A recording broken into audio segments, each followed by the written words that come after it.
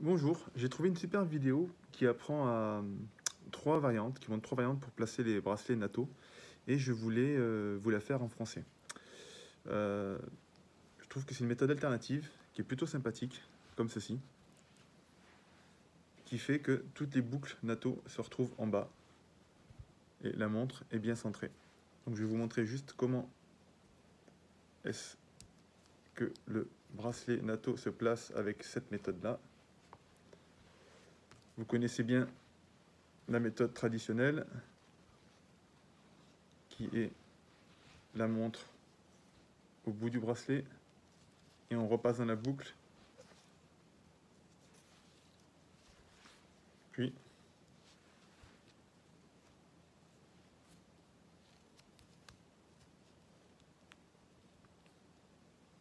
alors je vais y arriver, on place la montre.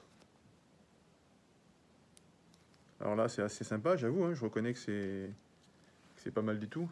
Le problème c'est que ça fait un peu surchargé, je trouve.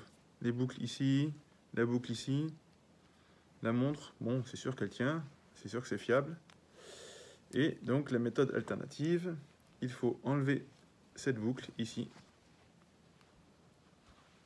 et vous la reculez, vous faites atterrir cette boucle-ci au milieu de la montre.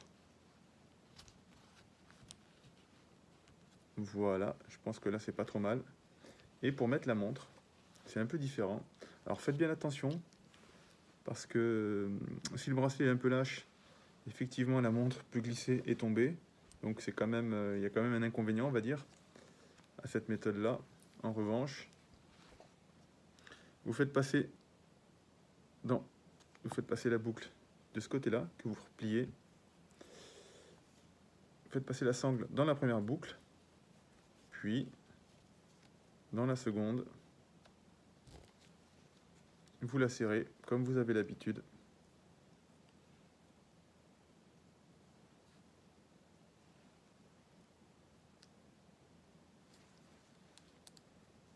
Et vous mettez le surplus dans les deux dernières boucles.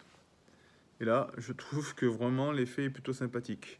Alors l'avantage que je trouve à cette méthode-là, c'est que pour les montres un peu épaisses comme celle-ci, une montre Invicta, qui est vraiment très épaisse, eh bien ça enlève une couche de tissu, et bon, ça permet de compenser un peu l'épaisseur de la montre.